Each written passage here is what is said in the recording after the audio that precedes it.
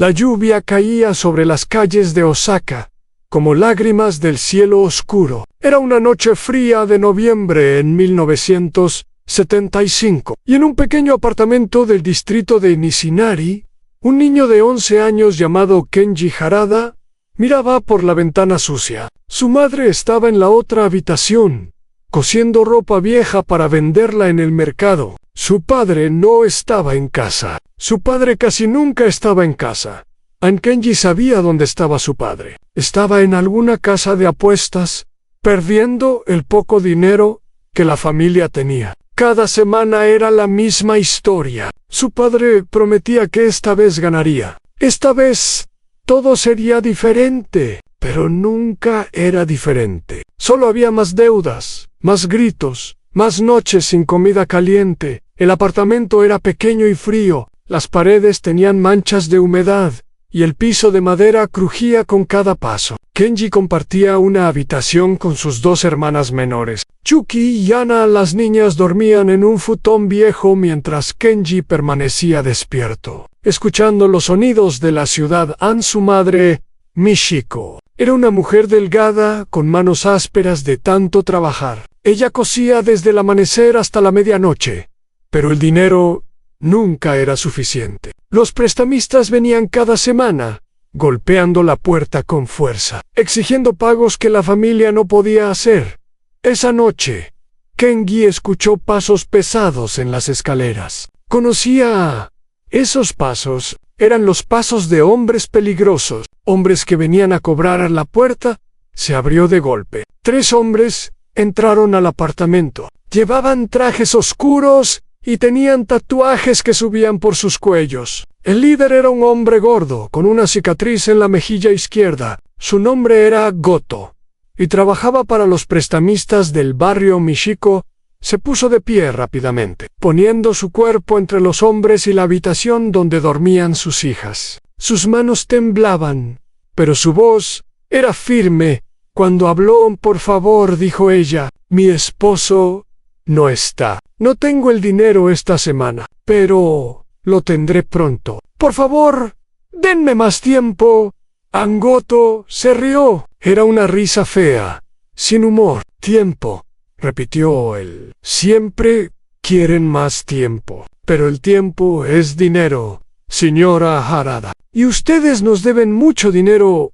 Uno de los otros hombres empezó a caminar por el apartamento, mirando las pocas posesiones de la familia. Tomó un pequeño jarrón de cerámica que había pertenecido a la abuela de Michiko y lo dejó caer al suelo. El jarrón se rompió en 1000 pedazos. Kenji salió de su escondite detrás de la cortina. Su corazón latía muy rápido, pero no podía quedarse escondido mientras estos hombres amenazaban a su madre. Se paró frente a Goto, mirándolo directamente a los ojos. Deje a mi madre en paz, dijo Kenji. Su voz era la voz de un niño, pero sus ojos eran los ojos de alguien mucho mayor.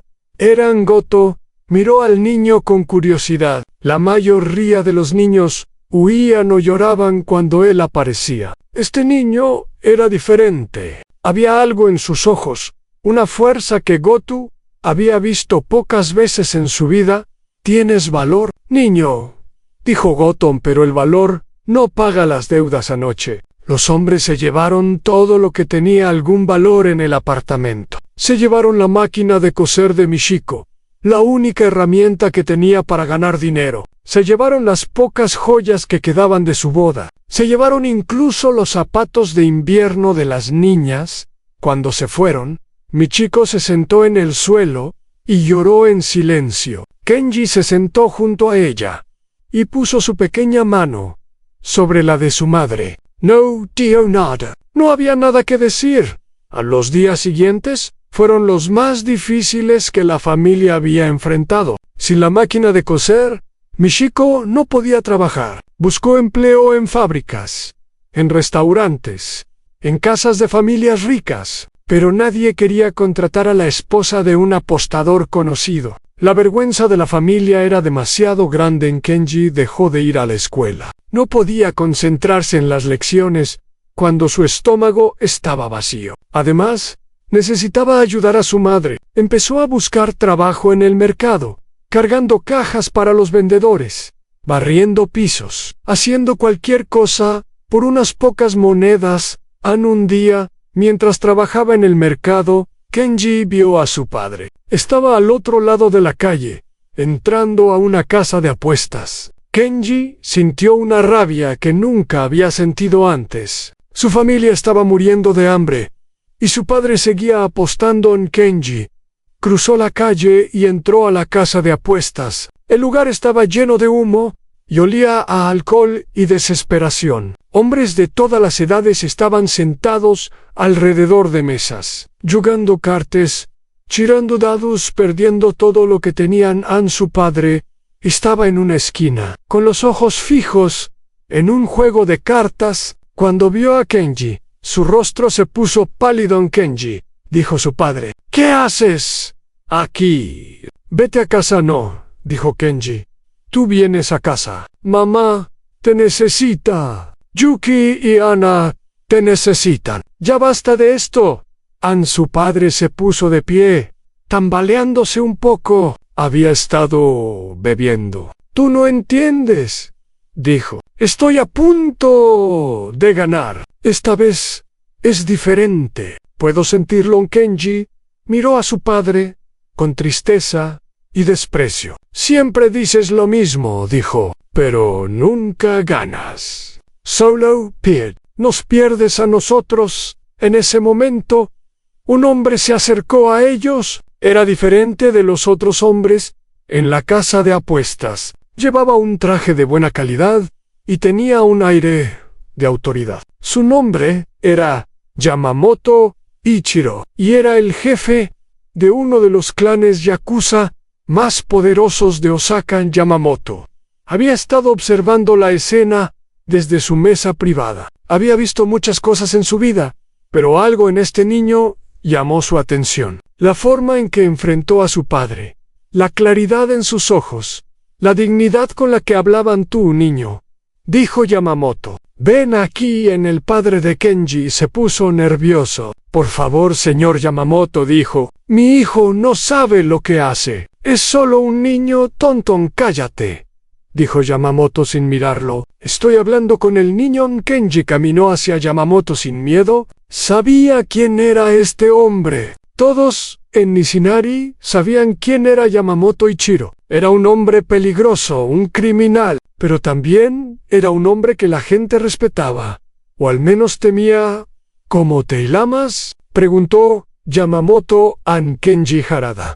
Señor Yamamoto asintió. Tienes valor, Kenji Harada, y tienes honor. Esas son cualidades raras en estos tiempos. Dime, ¿qué quieres ser cuando crezcas? Kenji pensó por un momento. Quiero ser alguien que pueda proteger a mi familia, dijo. Alguien que tenga poder para que nadie pueda hacernos daño. Yamamoto sonrió. Era una sonrisa pequeña, casi imperceptible. Ven a verme cuando tengas 16 años, dijo. Tal vez tenga trabajo para ti. Los años siguientes fueron difíciles. El padre de Kenji siguió apostando hasta que un día, simplemente, no regresó a casa. La policía encontró su cuerpo en un callejón. Una semana después, había sido golpeado hasta morir por prestamistas a quienes debía dinero. Michiko trabajó aún más duro después de eso. Encontró trabajo limpiando casas durante el día y lavando platos en un restaurante por la noche. Kenji también trabajó, haciendo todo tipo de trabajos pequeños para ayudar a la familia. A pesar de todo, Kenji nunca olvidó las palabras de Yamamoto. Ven a verme cuando tengas 16 años. Esas palabras se quedaron en su mente como una promesa, como una puerta a un mundo diferente. El día de su cumpleaños número 16, Kenji se puso su mejor ropa, que no era muy buena, y fue a buscar a Yamamoto. Lo encontró en el mismo lugar donde lo había visto por primera vez, en la casa de apuestas. Pero, esta vez, Kenji no era un niño asustado, era un joven con determinación en sus ojos. Yamamoto lo reconoció inmediatamente. Dijo el niño con honor. ¿Has venido? Usted dijo que tal vez tendría trabajo para mí. dijo Kenji a Yamamoto. Estudió al joven frente a él. Kenji había crecido. Era alto y delgado, con hombros anchos y manos fuertes de años de trabajo duro. Pero lo más importante era lo que Yamamoto veía en sus ojos. Veía hambre, no de comida, sino de algo más. Hambre de respeto, de poder, de un lugar en el mundo.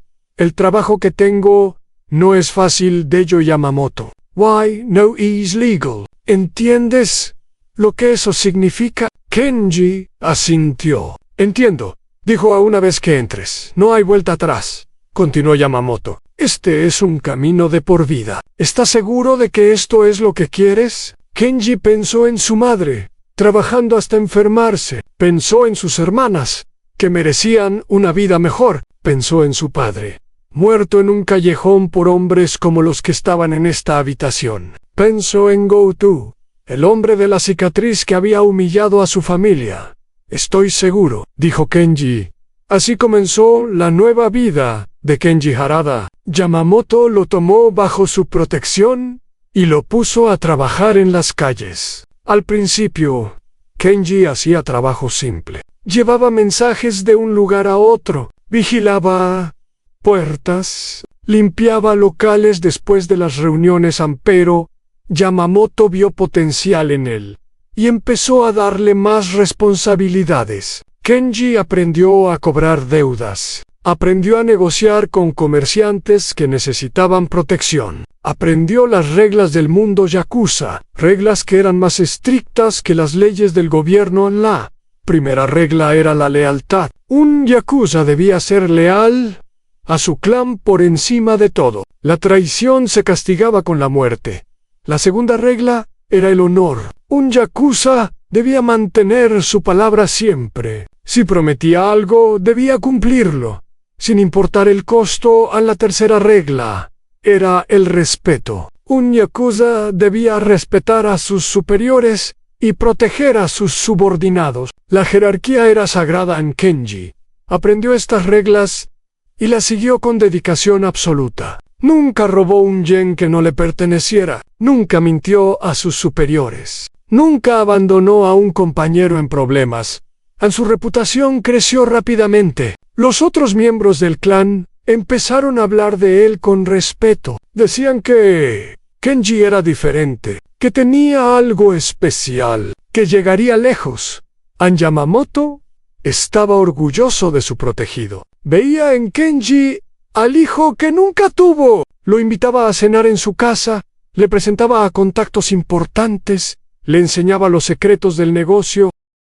Pero Kenji nunca olvidó de dónde venía. Cada mes enviaba dinero a su madre sin decirle de dónde provenía. Le dijo que había encontrado un buen trabajo en una empresa de construcción. Michiko no preguntó más. Estaba demasiado cansada para preguntar. En un día, Kenji vio a Goto en la calle. Era el mismo hombre que había entrado a su apartamento años atrás. El hombre de la cicatriz que había roto el jarrón de su abuela, que se había llevado la máquina de coser de su madre. Goto no reconoció a Kenji. ¿Por qué lo haría? Para él Kenji había sido solo otro niño más en una larga lista de familias que había aterrorizado. Kenji lo siguió durante varios días, aprendiendo sus rutinas, sus debilidades, sus vicios. Descubrió que Goto ya no trabajaba para los prestamistas. Ahora trabajaba para un clan rival, haciendo el mismo trabajo sucio que siempre había hecho. Una noche, Kenji esperó a Goto en un callejón oscuro. Cuando Goto pasó, Kenji salió de las sombras y se paró frente a él. ¿Me recuerdas?, preguntó. Kenji. Goto lo miró con confusión. No, dijo. ¿Debería? Hace 5 años, dijo Kenji. En apartamento en Nishinari. Una mujer con 2 hijas y un hijo. Rompiste un jarrón que había pertenecido a mi abuela. A los ojos de Goto se abrieron con sorpresa y miedo. Empezó a entender quién era este joven frente a él. Espera, dijo Goto. Eso fue hace mucho tiempo. Solo estaba haciendo mi trabajo. No fue personal para mi familia, fue muy personal, dijo Kenji a lo que pasó esa noche en el callejón. Nunca se habló en voz alta, pero al día siguiente, Goto apareció en la puerta de la casa de Michiko Harada. Tenía el rostro hinchado y caminaba con dificultad. En sus manos llevaba una máquina de coser nueva, mejor que la que había tomado años atrás. También llevaba un sobre con dinero, suficiente para pagar todas las deudas que la familia todavía tenía. Lo siento, dijo Goto a Michiko. Lo siento por todo. Michiko no entendió qué estaba pasando, pero tomó la máquina de coser y el dinero. No hizo preguntas. Goto nunca volvió a molestar a nadie en Nishinari. Dejó la ciudad poco después y nadie supo qué fue de él. Los años pasaron. Kenji siguió ascendiendo en el clan Yamamoto. A los 25 años, ya era uno de los miembros más respetados. A los 30, Yamamoto lo nombró Wakagashira, segundo al mando de una de las facciones más importantes del clan. Era 1994.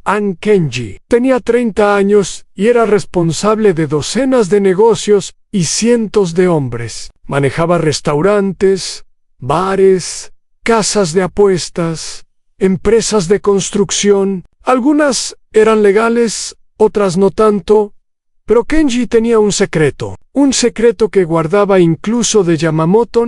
Había empezado un programa para ayudar a jóvenes del barrio. Usaba parte del dinero que ganaba para financiar becas educativas. Buscaba a chicos como él había sido, chicos sin padre, chicos con familias pobres, chicos que estaban a punto de tomar el mismo camino que él había tomado.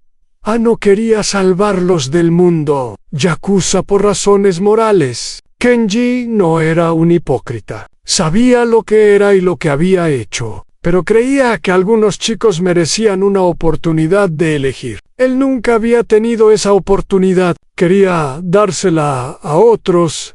El programa era pequeño y secreto. Solo unas pocas personas sabían de él. Un maestro de escuela que Kenji había conocido de niño. Un sacerdote de un templo local. Una trabajadora social que hacía preguntas, pero aceptaba el dinero. Sin investigar demasiado en Kenji, nunca se quedó con el crédito. Los chicos que recibían las becas no sabían de dónde venía el dinero. Pensaban que era del gobierno o de alguna organización de caridad. Y así estaba bien. Kenji no quería gratitud. Solo quería hacer algo bueno con el poder que había ganado Yamamoto. Murió en 1997. Tenía 72 años, y su corazón simplemente dejó de latir una noche mientras dormía. Fue una muerte pacífica, para un hombre que había vivido una vida violenta. El funeral fue enorme. Miles de personas vinieron a presentar sus respetos. Políticos, empresarios, otros jefes yakuza.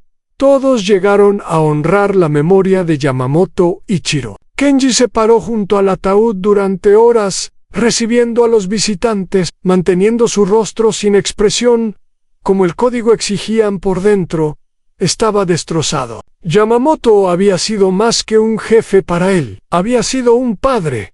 El único padre real que Kenji había conocido después del funeral. Los líderes del clan se reunieron para elegir un nuevo Oyaban o nuevo Hafei. Muchos esperaban que Kenji fuera elegido. Era el más respetado, el más capaz, el heredero natural de Yamamoto, pero la política del mundo yakuza era complicada. Había alianzas, deudas, promesas hechas hace años, y había un hombre joven llamado Takeshi Mori que tenía ambiciones propias. Mori era el hijo de un antiguo aliado de Yamamoto. Tenía 35 años, era inteligente y despiadado. No tenía el honor de Kenji, ni su experiencia, pero tenía algo más importante en conexiones con los clanes más poderosos de Tokio.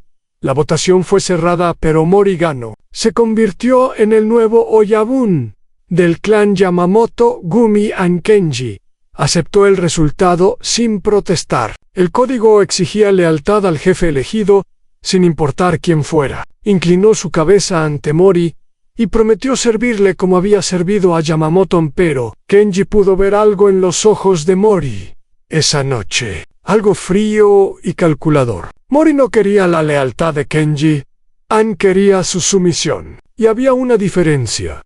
Los problemas empezaron lentamente, pequeñas humillaciones aquí y allá. Mori ignoraba las sugerencias de Kenji en las reuniones. Daba ascensos a hombres menos capaces. Movía a los aliados de Kenji a posiciones menos importantes.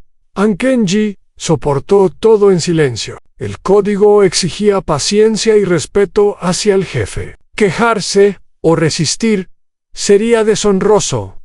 Pero entonces, Mori cruzó una línea. Empezó a hacer negocios que Yamamoto nunca habría permitido. Tráfico de drogas duras, extorsión a comerciantes japoneses, no solo extranjeros, violencia contra civiles inocentes. Kenji protestó en privado. Le dijo a Mori que estas acciones violaban el código antiguo, las reglas que habían mantenido al clan fuerte durante generaciones. Mori se rió de él. El código antiguo está muerto, dijo. El mundo ha cambiado. O cambias con él o te quedas atrás. Kenji se quedó atrás. No participó en los nuevos negocios de Mori. Siguió manejando las operaciones tradicionales, las que consideraba honorables dentro del mundo criminal, y siguió con su programa secreto de becas, tratando de salvar a los jóvenes que podían, pero Mori estaba vigilando. Tenía espías en todas partes, y un día, uno de esos espías descubrió el secreto de Kenji. Mori no entendió lo que había encontrado. No podía comprender que alguien usara dinero para ayudar a otros sin esperar algo a cambio. Así que llegó a la conclusión más simple. Kenji estaba robando del clan. La confrontación llegó en una noche de marzo de 1998. Era una reunión importante, con líderes de otras facciones presentes, 50 hombres de alto rango, todos sentados alrededor de una mesa larga, en un salón elegante. Mori se puso de pie y miró directamente a Kenji. Kenji, tenemos un traidor entre nosotros, anunció. El silencio en la habitación fue absoluto. Todos los ojos se volvieron hacia donde miraba Mori, hacia Kenji. He descubierto, continue Mori, que nuestro respetado Wakagashera ha estado desviando fondos del clan. Ha estado robando de nosotros durante años. Kenji sintió que el suelo se movía bajo sus pies, pero mantuvo su rostro sin expresión. El código exigía calma en momentos de crisis.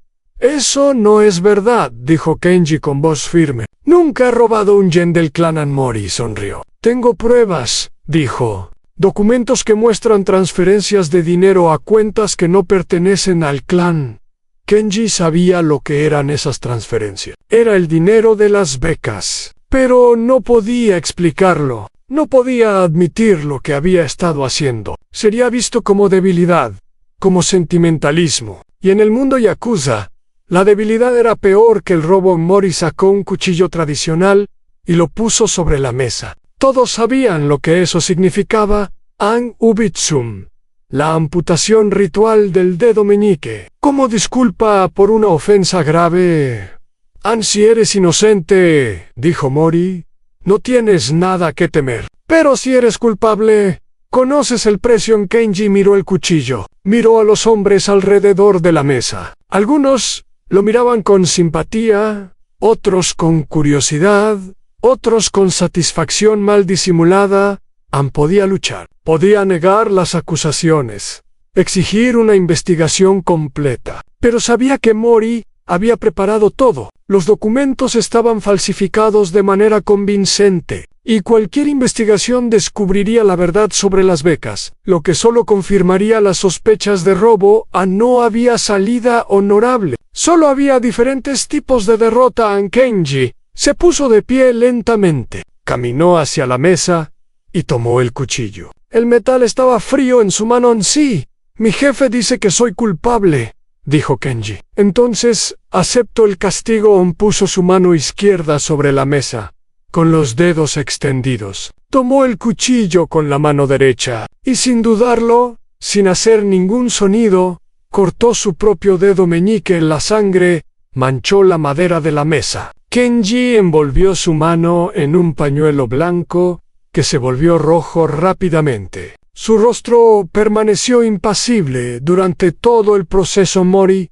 estaba visiblemente sorprendido. Había esperado que Kenji rogara, que se defendiera, que mostrara miedo. No había esperado esta aceptación silenciosa, pero Mori se recuperó rápidamente. Tomó el dedo cortado de Kenji y lo mostró a todos en la habitación. «Este es el precio de la traición», anunció. «Y ahora, como castigo adicional, Kenji Harada es degradado de Huakagashira a Junko Seijin-Nanun». Murmullo recorrió la habitación. Yankosen era el rango más bajo, apenas por encima de un simple recluta. Era una humillación sin precedentes para alguien del nivel de Kenji. Desde mañana, continuó Mori, Kenji supervisará los estacionamientos del Distrito Este. Esa será su única responsabilidad. Kenji inclinó su cabeza. «Acepto la decisión de mi jefe», dijo. Salió de la habitación sin mirar atrás. Su mano seguía sangrando a través del pañuelo. Su carrera de 20 años había terminado en 5 minutos afuera. La lluvia había empezado a caer. Kenji caminó bajo la lluvia sin buscar refugio. El agua fría se mezclaba con la sangre que goteaba de su mano. Pensó en su madre, que había muerto 2 años antes, sin saber nunca la verdad sobre su hijo. Pensó en sus hermanas, que vivían vidas tranquilas lejos de Osaka, casadas con hombres decentes. Pensó en Yamamoto, que habría estado furioso al ver lo que había pasado esta noche. Pensó en los jóvenes que había ayudado con las becas, docenas de chicos que ahora tenían educación, trabajos, vidas normales. Ellos nunca sabrían que su benefactor había perdido un dedo y su honor por ayudarlos. Kenji llegó a su apartamento y se sentó en la oscuridad. No encendió las luces. No curó su mano. Solo se quedó ahí, sentado, mirando la nada. Pero en algún lugar profundo de su mente, algo empezó a formarse. No era un plan todavía. Era más como una semilla. Una semilla de algo que crecería lentamente durante los próximos años. Mori había ganado esta batalla. Pero Kenji había aprendido algo importante esa noche. Había aprendido que Mori era arrogante. Había aprendido que Mori subestimaba a sus enemigos. Y había aprendido que Mori no conocía la diferencia entre miedo y paciencia. La lluvia seguía cayendo afuera. Kenji cerró los ojos y empezó a esperar. El tiempo, después de todo, era el arma más letal de todas. Los primeros días como vigilante de estacionamientos fueron los más difíciles. Kenji llegaba a las 6 de la mañana a un estacionamiento viejo en el distrito este de Osaka. En su trabajo era simple: en cobrar a los clientes, mantener el lugar limpio, reportar cualquier problema. Era un trabajo que normalmente hacían los reclutas más nuevos, los jóvenes de 18 o 19 años que apenas empezaban en el clan. Ahora lo hacía un hombre de 40 años que había manejado millones de yenes y cientos de hombres. Los otros miembros del clan pasaban por el estacionamiento a veces. Algunos lo miraban con lástima, otros lo miraban con burla. Unos pocos, los que recordaban quién había sido Kenji, lo miraban con vergüenza, como si no supieran qué decir. Kenji trataba a todos de la misma manera, con cortesía, sin emoción. Barría el suelo, recogía la basura, cobraba los pagos. No pedía simpatía. Un joven llamado Tanaka era particularmente cruel. Tenía 25 años y había subido rápidamente en el clan gracias a su conexión con Morian. Era sobrino del nuevo jefe y disfrutaba su poder recién adquirido. Tanaka venía al estacionamiento casi todos los días. Estacionaba su autocarro en el mejor lugar y se negaba a pagar. Tiraba basura en el suelo justo después de que Kenji terminaba de barrer. A veces traía amigos y se reían de Kenji frente a él, contando historias exageradas de su caída. Mira al gran Wakagashira, decía Tanaka. Ahora, recoge mi basura, ¿no es gracioso? Kenji no respondía, solo inclinaba ligeramente la cabeza y seguía con su trabajo. En esta falta de reacción, enfurecía a Tanaka. Quería ver miedo en los ojos de Kenji, o al menos resentimiento, pero Kenji no le daba nada. Sus ojos eran como piedras, fríos e impenetrables. Un día, Tanaka fue demasiado lejos. Trajo a una mujer joven al estacionamiento, una de las chicas que trabajaban en los bares del clan. La besó frente a Kenji, tocándola de manera vulgar, mientras miraba a Kenji como desafiándolo a decir algo. ¿Qué piensas, viejo?, preguntó Tanaka. ¿No te gustaría tener una mujer así? Espera, olvidé que los vigilantes de estacionamiento no pueden permitirse estas cosas. A la mujer parecía incómoda. Conocía a Kenji de antes, de cuando él era alguien importante. No le gustaba ser usada para humillarlo. Kenji miró a Tanaka por un largo momento. Luego habló con voz tranquila. Joven Tanaka, dijo. Una pregunta, si me permiten. Tanaka se sorprendió. Era la primera vez que Kenji le hablaba directamente en meses. Claro, viejo. Pregunta lo que quieras. ¿Conoce usted la historia de Oda Nobunaga y el monje budista?, preguntó Kenji. Tanaka frunció el ceño. No. ¿Qué tiene que ver eso conmigo? Oda Nobunaga era el señor de la guerra más poderoso de su tiempo, dijo Kenji un día. Un monje lo insultó públicamente. Nobunaga podía haberlo matado fácilmente, pero no lo... ¿Sabe por qué? Tanaka estaba confundido. ¿No? ¿Por qué? Porque matar al monje habría demostrado que el insulto lo había afectado, dijo Kenji, y un hombre verdaderamente poderoso no se deja afectar por las palabras de alguien sin importancia. Tanaka tardó unos segundos en entender. Cuando lo hizo, su rostro se puso rojo de furia. ¿Me estás llamando sin importancia?, preguntó. Kenji no respondió, solo volvió a su trabajo, barriendo el suelo con movimientos lentos y metódicos. Tanaka quiso golpearlo, quiso gritarle, insultarlo, hacerle pagar por la humillación, pero había otros miembros del clan cerca, mirando, y todos habían escuchado la historia. Si Tanaka atacaba a Kenji ahora, probaría exactamente lo que Kenji había dicho. Tanaka se subió a su auto y se fue, haciendo rechinar las llantas. La mujer lo siguió, pero antes de subirse al auto, miró a Kenji y le dio una pequeña sonrisa. Después de ese día, Tanaka dejó de visitar el estacionamiento. Los meses pasaron. Kenji desarrolló una rutina. Se despertaba temprano, meditaba por 1 hora, iba al trabajo, regresaba a casa, leía, dormía. Era una vida simple, casi monástica. Pero, debajo de esa superficie tranquila, Kenji estaba trabajando. No en el sentido físico, sino mental. Estaba observando, escuchando, recordando. El estacionamiento era un lugar estratégico. Aunque Mori no lo sabía, estaba cerca de varios negocios del clan, y muchos miembros pasaban por ahí durante el día. Hablaban entre ellos, a veces en voz alta, sin prestar atención al viejo vigilante que barría en la esquina. Kenji escuchó muchas cosas. Escuchó sobre nuevos negocios de drogas que Mori estaba organizando. Escuchó sobre conflictos entre diferentes facciones del clan. Escuchó sobre dinero que desaparecía, sobre lealtades que cambiaban, sobre secretos que se susurraban. Y recordaba todo, cada nombre, cada fecha, cada cantidad de dinero. Su mente era como una biblioteca, organizada y precisa. También empezó a notar cosas que otros no veían. Notó que algunos de los ancianos del clan no estaban contentos con Mori. Eran hombres de la vieja guardia. Hombres que habían conocido a Yamamoto, hombres que creían en el código tradicional. Estos ancianos no decían nada abiertamente. El código prohibía criticar al jefe en público. Pero Kenji podía ver la desaprobación en sus ojos cuando Mori pasaba. Podía sentir la tensión en las reuniones.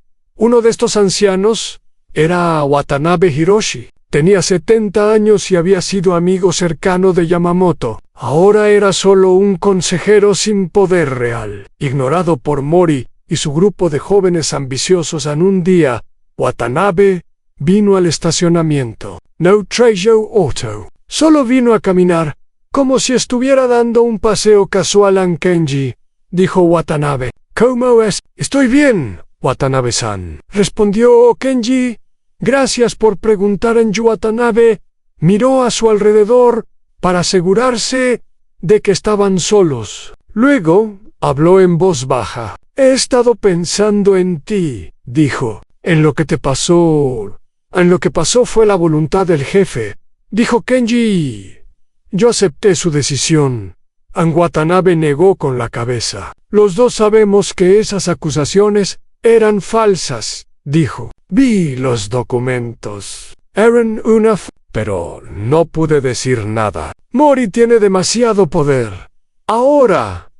Kenji no respondió. No podía arriesgarse a decir algo que pudiera ser usado en su contra más tarde. Escucha, dijo Watanabe. No estoy aquí para pedirte nada. Solo quiero que sepas que no todos hemos olvidado quién eres, y que algunos de nosotros estamos preocupados por la dirección que está tomando el clan. Gracias, Watanabe-san, dijo Kenjan, pero no hay nada que pueda hacer. Soy solo un vigilante de estacionamiento ahora. Watanabe sonrió tristemente. Eso es lo que Mori quiere que todos piensen, dijo. Pero tú y yo sabemos que un hombre no deja de ser lo que es solo porque le quitan un título en C. Fue después de eso, caminando lentamente como cualquier anciano dando un paseo. Pero su visita dejó una impresión en Kenji. Ahora sabía que no estaba completamente solo. Un año después de su degradación, Kenji hizo su primer movimiento. Fue pequeño, casi invisible. Había un joven en el barrio llamado Koji. Tenía 17 años y estaba a punto de unirse al clan. Su padre había muerto recientemente y su madre estaba enferma. Koji necesitaba dinero urgentemente, y el clan le ofrecía una solución rápida. Kenji lo había observado durante semanas. Veía algo de sí mismo en Koji, el mismo hambre, la misma desesperación, pero también veía algo más potencial. Koji era inteligente, más inteligente que la mayoría de los jóvenes que terminaban en el clan una noche. Kenji encontró a Koji en un callejón, fumando un cigarrillo y mirando las estrellas. ¿Puedo sentarme?, preguntó Kenji. Koji lo miró con sorpresa. Conocía a Kenji de vista. Sabía que era el vigilante del estacionamiento. No sabía nada de su pasado. Claro, dijo Koji. Es un país libre. Kenji se sentó en una caja de madera. Fumaron en silencio por unos minutos. Me han dicho que vas a unirte al clan, dijo Kenji. Finalmente Koji asintió. No tengo otra opción. Mi madre necesita medicinas. Las medicinas cuestan dinero. El clan paga bien. ¿Y después?, preguntó Kenji. ¿Has pensado en lo que viene después? Koji se encogió de hombros. Trabajar para el clan, supongo. ¿Saber ganar más dinero? Kenji asintió lentamente. Eso es lo que todos piensan al principio, dijo. Pero déjame preguntarte algo. ¿Conoces a alguien que haya dejado el clan? Koji pensó por un momento. No, admitió. Exactamente, dijo Kenji. A una vez que entras, no sales a nunca. No hasta que mueres o te matan. ¿Es eso lo que quieres para tu vida? No tengo otra opción, repitió Koji. Pero esta vez, su voz sonaba menos segura. Siempre hay opciones, dijo Kenji. A veces son difíciles de ver, pero existen. Sacó un sobre de su bolsillo y se lo dio a Koji. El joven lo abrió y encontró dinero adentro. Suficiente para pagar las medicinas de su madre por varios meses. ¿Qué es esto?, preguntó Koji. ¿Por qué me das esto? ¿Porque alguien me dio una oportunidad una vez?, dijo Kenji. No la tomé. Tomé otro camino. Y aunque no me arrepiento de todo, me pregunto a veces cómo habría sido mi vida si hubiera elegido diferente. No entiendo, dijo Koji. No necesitas entender, dijo Kenji. Solo necesitas decidir. Puedes unirte al clan y tomar su dinero. O puedes tomar este dinero, cuidar a tu madre y buscar otro camino. Hay una escuela técnica en el Distrito Norte que acepta estudiantes con becas. Tienen un programa de electrónica. He escuchado que buscan gente inteligente. ¿Cómo sabes todo esto?, preguntó Koji. Kenji sonrió. Sé muchas cosas, dijo. Ahora, la decisión es tuya. No te voy a obligar a nada.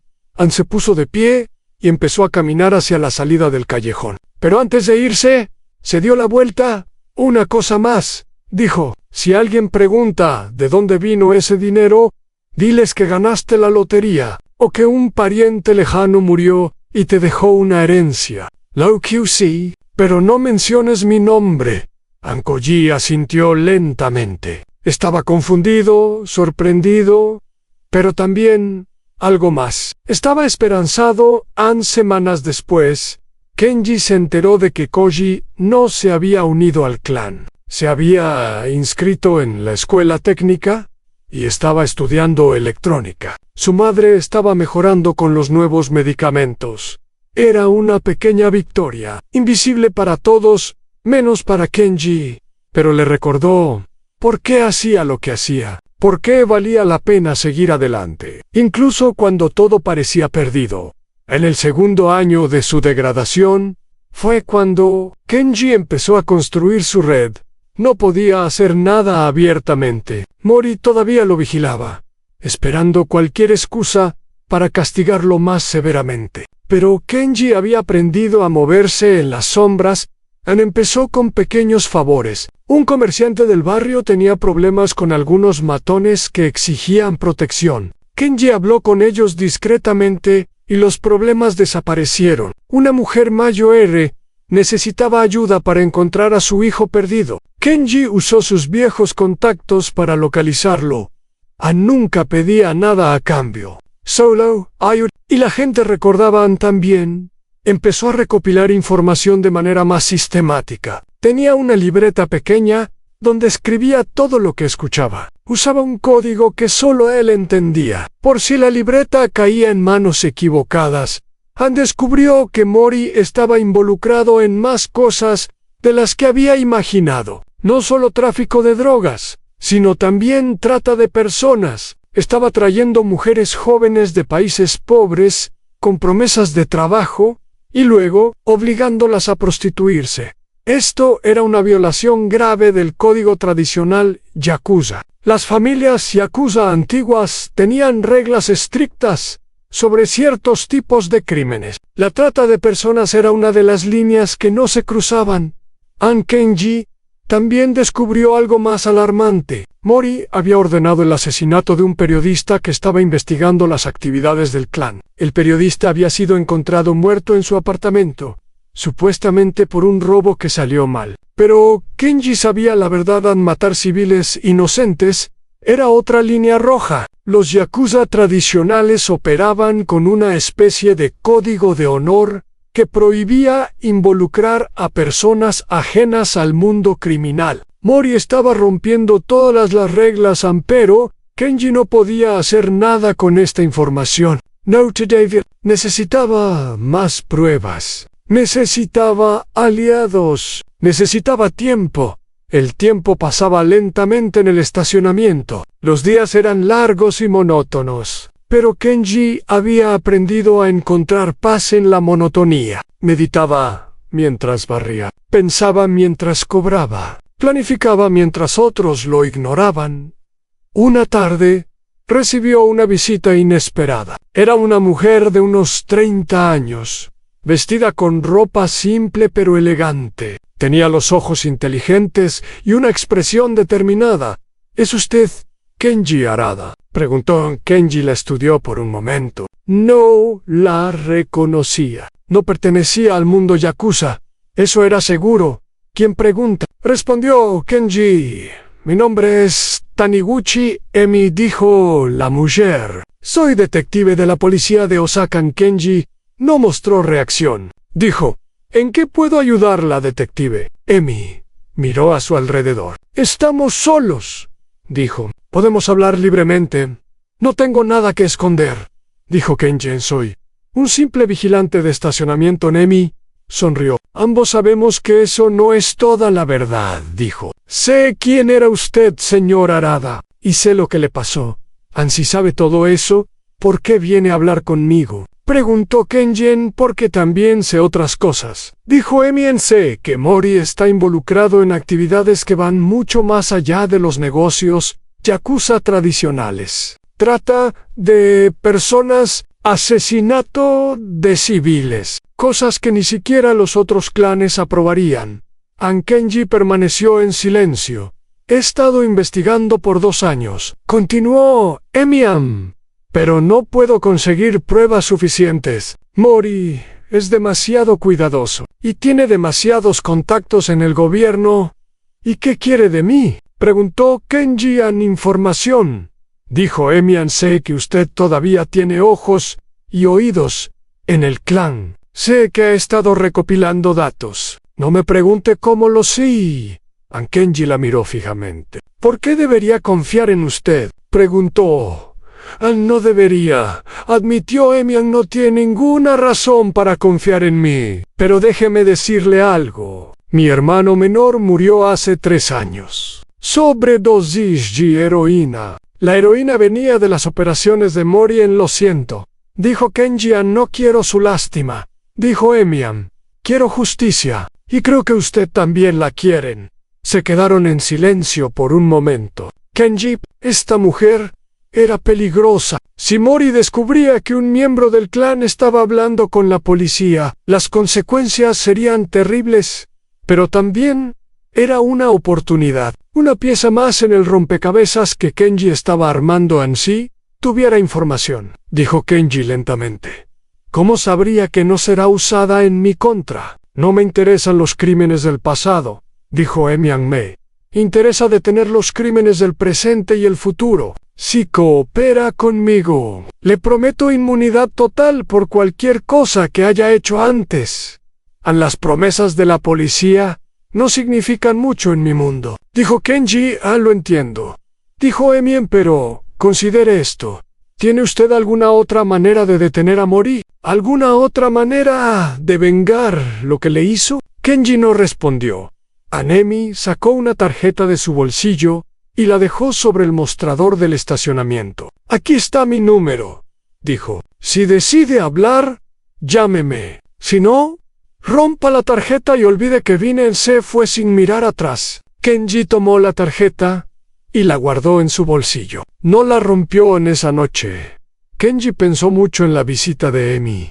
Había algo en ella que le inspiraba una confianza cautelosa. No era como los otros policías que había conocido, los corruptos o los idealistas ingenuos. Era algo diferente. Era alguien que había perdido algo y que no descansaría hasta recuperarlo.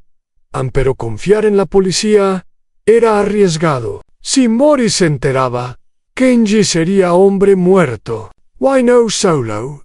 Cualquiera que estuviera conectado con él también estaría en peligro. Por otro lado, Kenji sabía que no podía derrotar a Mori solo. Necesitaba ayuda de fuera del mundo yakuza. Necesitaba a alguien que pudiera usar la ley como arma. Decidió esperar a observar, a reunir más información antes de tomar una decisión.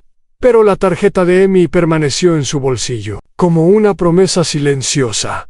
El 3er año fue cuando todo empezó a cambiar. Mori había crecido más arrogante con el tiempo. Sus negocios de drogas estaban prosperando. Tenía conexiones en la política y la policía. Se sentía invencible, pero su arrogancia también lo hacía descuidado. Empezó a ignorar las advertencias de sus consejeros. Empezó a insultar a otros jefes yakuza en reuniones. Empezó a creer que el código antiguo ya no se aplicaba a él.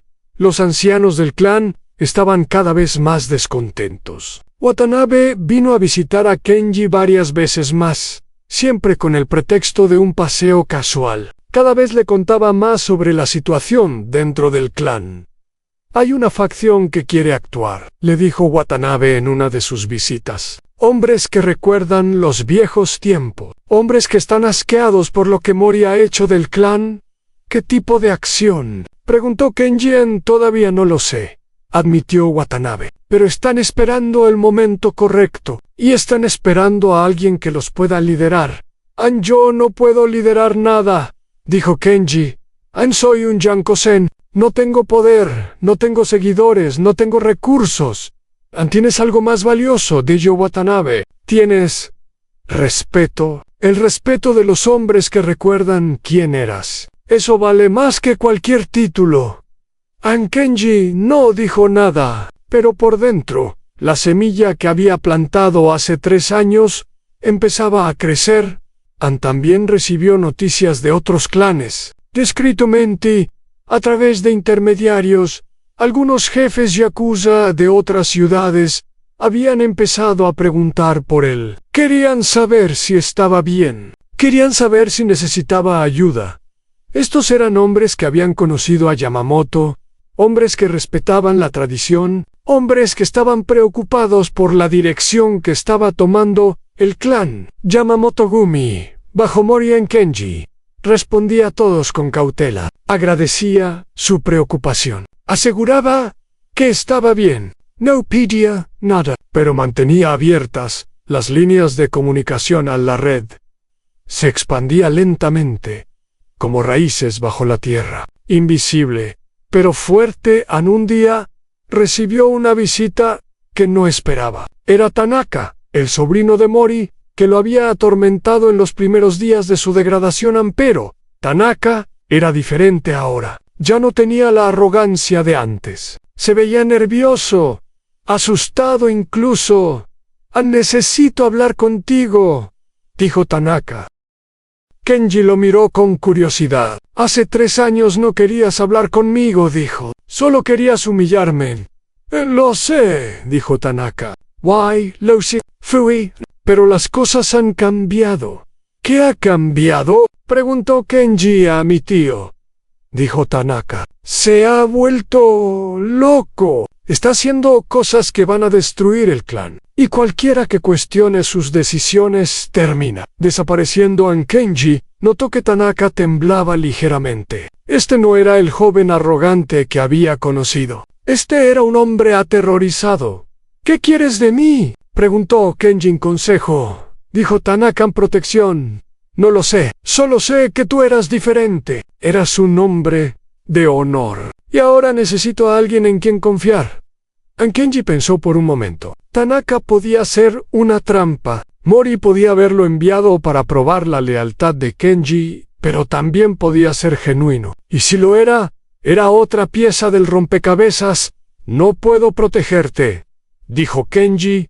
No tengo poder para hacerlo. Pero puedo escucharte. Cuéntame lo que sabes.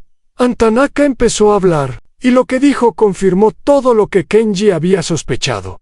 Y Masan Mori no solo estaba traficando drogas y personas, también estaba planeando una guerra. Una guerra contra los otros clanes que se negaban a cooperar con él. Había acumulado armas. Había contratado mercenarios. Estaba preparándose para una confrontación que bañaría las calles de sangre. La información era explosiva. Si Kenji podía probarla, tendría suficiente para destruir a Morian. Pero también era peligrosa. Muy peligrosa. Esa noche, Kenji tomó una decisión. Sacó la tarjeta de Emi de su bolsillo y la miró por un largo momento. Luego tomó su teléfono y marcó el número. Era hora de empezar a mover las piezas. La reunión con Emi ocurrió 3 días después de la llamada telefónica. Kenji había elegido el lugar con cuidado en un pequeño restaurante de ramen en las afueras de la ciudad, lejos de los territorios del clan. Era el tipo de lugar donde nadie prestaba atención a nadie. Kenji llegó temprano y se sentó en la esquina más alejada de la puerta. Ordenó un tazón de ramen y esperó. Sus ojos vigilaban la entrada, mientras sus manos permanecían quietas sobre la mesa. Emi llegó exactamente a la hora acordada. Vestía ropa casual, sin nada que indicara que era policía. Se sentó frente a Kenji sin ceremonia. Gracias por venir, dijo ella. No me agradezca todavía, respondió Kenji. Todavía no he decidido nada, pero llamó. Eso ya es algo. Kenji asintió lentamente. He estado pensando en lo que me dijo, admitió, sobre detener a Morian, sobre justicia. ¿Y qué ha decidido? He decidido escuchar, dijo Kenji. Cuénteme exactamente qué tiene en mente. Sin mentiras, sin exageraciones. Necesito saber en qué me estaría metiendo. Anemi respiró profundamente. De acuerdo, dijo. Le contaré todo durante la siguiente hora. Emi explicó su plan. Había estado construyendo un caso contra Mori durante años. Tenía testimonios de víctimas de trata. Tenía registros financieros que mostraban lavado de dinero. Tenía grabaciones de conversaciones comprometedoras, pero no era suficiente. Los abogados de Mori eran demasiado buenos. Sus contactos en el gobierno eran demasiado poderosos. Cada vez que Emi estaba cerca de un arresto, algo sucedía. Testigos desaparecían. Evidencia se perdía. Jueces cambiaban de opinión. Necesito a alguien de adentro, explicó Emi, en alguien que pueda proporcionar información que no se pueda negar o destruir. Alguien que conozca los secretos más oscuros de Mori. ¿Y por qué yo?, preguntó Kenji. Ya no tengo acceso a los círculos internos. Soy un don nadie en el clan. Emi sonrió. Eso es exactamente porque es usted perfecto, dijo. Mori lo ha olvidado. No lo considera una amenaza. Puede moverse sin levantar sospechas. No es tan simple, dijo Kenji. Aunque Mori me haya olvidado, sus ojos no. Todavía hay gente que me vigila. Lo sé, dijo Emian. Por eso no le estoy pidiendo que haga nada arriesgado. Solo que me pase información cuando la tenga. Nombres, fechas, lugares, cualquier cosa que pueda ayudarme a construir el caso. Kenji pensó en lo que ella estaba pidiendo. Era arriesgado, sí, pero también era lo que él había estado haciendo durante 3 años. Recopilar información, esperar el momento adecuado. La diferencia era que ahora tendría un aliado, alguien fuera del mundo yakuza, que podía usar esa información de maneras que él no podía. Hay algo más que debe saber, dijo Kenji a Mori. Está planeando algo grande. Una guerra contra los otros clanes. Anemi se enderezó en su asiento. Una guerra. Tengo una fuente dentro de su círculo cercano, dijo Kenji. No puedo revelar quién es, pero la información es confiable. Si Mori inicia una guerra entre clanes, será un baño de sangre, dijo Emian. Civiles inocentes morirán. Lo sé, dijo Kenji. Por eso estoy aquí. ¿Se? Quedaron en silencio por un momento. El dueño del restaurante trajo más té y se alejó sin decir nada. Hay algo que no entiendo, dijo Emi finalmente. Usted fue yakuza durante más de 20 años. Hizo cosas que probablemente eran ilegales. ¿Por qué quiere ayudar ahora? ¿Solo por venganza contra Mori? Kenji consideró la pregunta. Era una pregunta justa. Cuando era joven, dijo, pensaba que el mundo yakuza tenía honor. Teníamos reglas. No lastimábamos a inocentes. No traicionábamos a los nuestros. Éramos criminales. Sí, pero éramos criminales con un código. ¿Y ahora? Ahora veo que Mori ha destruido ese código, dijo Kenji. Ha convertido al clan en algo monstruoso. Tráfico de personas, asesinato de civiles, drogas que matan a jóvenes. Eso no es lo que yo juré servir. Entonces esto es personal, dijo Emian. Es personal, admitió Kenji. Pero también es algo más. He visto lo que el clan ha hecho al barrio donde crecí. He visto a jóvenes destruir sus vidas con drogas de Morian. He visto a familias destrozadas. Si puedo hacer algo para detener eso, lo haré. Anemi asintió. Entiendo, dijo. ¿Más de lo que cree? ¿Su hermano? Mi hermano era un buen chico, dijo Emian. Tenía problemas. Sí, pero no merecía morir en un callejón con una aguja en el brazo. Nadie merece eso, dijo Kenji. Hicieron un acuerdo esa noche. Kenji proporcionaría información a Emi a través de un sistema de comunicación seguro. Nunca se encontrarían en persona otra vez. Era demasiado arriesgado. Usarían buzones muertos y mensajes codificados, como espías en una película de Guerra Fría. Era el comienzo de una alianza extraña.